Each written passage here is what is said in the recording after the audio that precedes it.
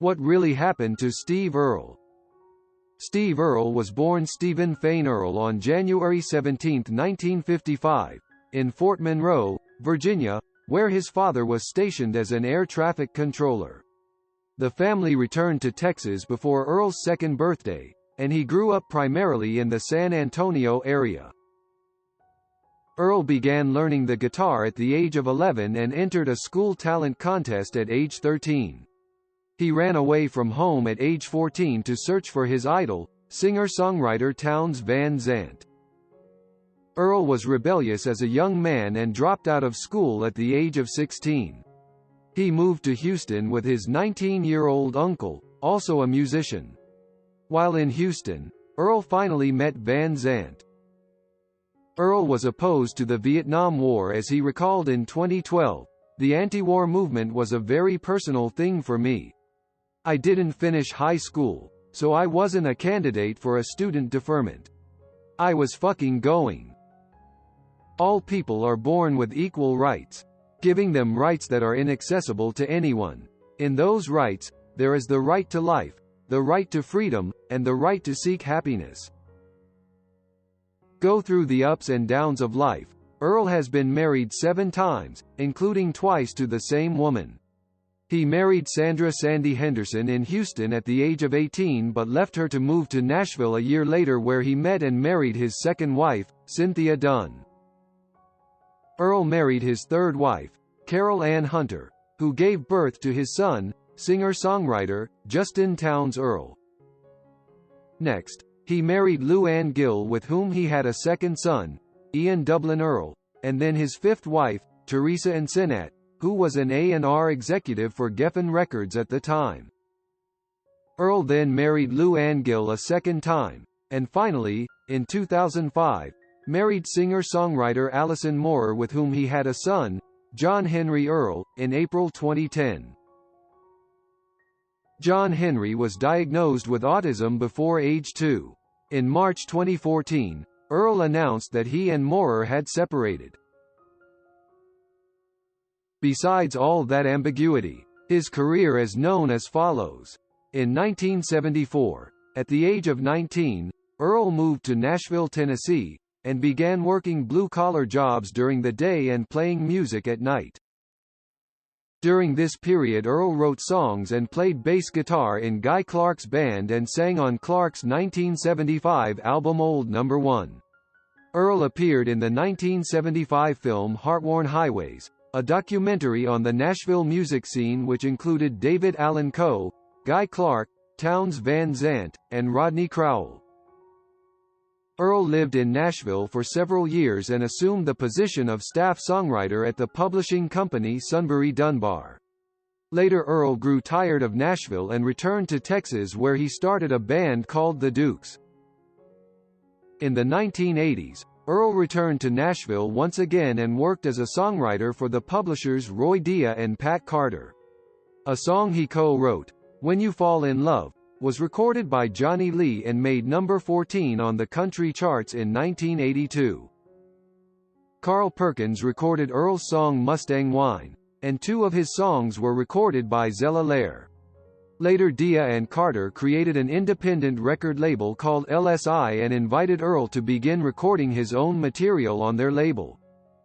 Connie Smith recorded Earle's composition A Far Cry From You in 1985, which reached a minor position on the country charts as well. After losing his publishing contract with Dia and Carter, Earle met producer Tony Brown, and after severing his ties with Lomax and Epic Records, obtained a 7-record deal with MCA Records. Earle released his first full-length album, Guitar Town, on MCA Records in 1986. The title track became a top 10 single in 1986, and his song Goodbye's All We've Got Left reached the top 10 in 1987. That same year, he released a compilation of earlier recordings entitled Early Tracks, and an album with the Dukes, called Exit Zero, which received critical acclaim for its blend of country and rock. Earle released Copperhead Road on Uni Records in 1988, which was characterized as a quixotic project that mixed a lyrical folk tradition with hard rock and eclectic Irish influences such as the Pogues, who guested on the record. The album's title track portrays a Vietnam veteran who uses his family background in running moonshine to become a marijuana grower-seller. It was Earle's highest-peaking song to date in the United States and has sold 1.1 million digital copies there as of September 2017. Then Earle began 3 years in a mysterious vaporization, according to the Chicago Sun-Times. His 1990 album The Hard Way had a strong rock sound and was followed by a shoddy live album called Shut Up and Die Like an Aviator. In August 1991, Earle appeared on the TV show The Texas Connection looking pale and blown out in light of Earle's increasing drug use. MCA Records did not renew his contract and Earle didn't record any music for the next 4 years. In 1993, Earle was arrested for possession of heroin and in 1994, for cocaine and weapons possession. A judge sentenced him to a year in jail after he admitted possession and failed to appear in court. Earle was released from jail after serving 60 days of his sentence. Earle then completed an outpatient drug treatment program at the Cedarwood Center in Hendersonville, Tennessee. As a recovering heroin addict, Earle has used his experience in his songwriting. By July 1993, Earle was reported to have regained his normal weight and had started to write new material. At that time, a writer for the Chicago Sun-Times called Earle a visionary symbol of the new traditionalist movement in country music. In 1994, 2 staff members at Warner Chappell Publishing Company, and Earle's former manager, John Dotson, created an in-house CD of Earle's songs entitled Uncut Gems and showcased it to some recording artists in Nashville. After his recording hiatus, Earle released Train A-Comin' on Winter Harvest Records and it was nominated for the Grammy Award for Best Contemporary Folk Album in 1996. The album was characterized as a return to the folksy acoustic sound of his early career. In 1996, Earle formed his own record label, E-Squared Records, and released the album, I Feel Alright, which combined the musical sounds of country, rock, and rockabilly. Earle released the album, El Corazon, in 1997, which one reviewer called the capstone of this remarkable comeback. He made a foray into bluegrass-influenced music in 1999 when he released the album The Mountain with the Del McCoury Band. In 2000, Earle recorded his album Transcendental Blues, which features the song Galway Girl. In 2004, Earle released the album The Revolution Starts Now, a collection of songs influenced by the Iraq War and the policies of the George W. Bush administration, and won a Grammy for the Best Contemporary Folk Album. The title song was used by General Motors in a TV advertisement. The album was released during the U.S. presidential campaign. The song The Revolution Starts Now was used in the promotional materials for Michael Moore's anti-war documentary film Fahrenheit 9/11 and appears on the album Songs and Artists That Inspired Fahrenheit 9/11. That year, Earle was the subject of a documentary DVD called Just an American Boy. In 2006, Earle contributed a cover of Randy Newman's song Rednecks to the tribute album Sail Away, the songs of Randy Newman. Earle hosted a radio show on Air America from August 2004 until June 2007. Later he began hosting a show called Hardcore Troubadour on the Outlaw Country Channel. Earle is also the subject of 2 biographies, Steve Earle, Fearless Heart, Outlaw Poet, by David McGee, and Hardcore Troubadour, The Life and Near Death of Steve Earle by Lauren St. John. On May 12, 2009, Earle released a tribute album, Towns, on New West Records. The album contained 15 songs written by Townes Van Zandt. Guest artists appearing on the album included Tom Morello of Rage Against the Machine, Maurer, and his son Justin. The album earned Earle a 3rd Grammy Award, again for the Best Contemporary Folk Album.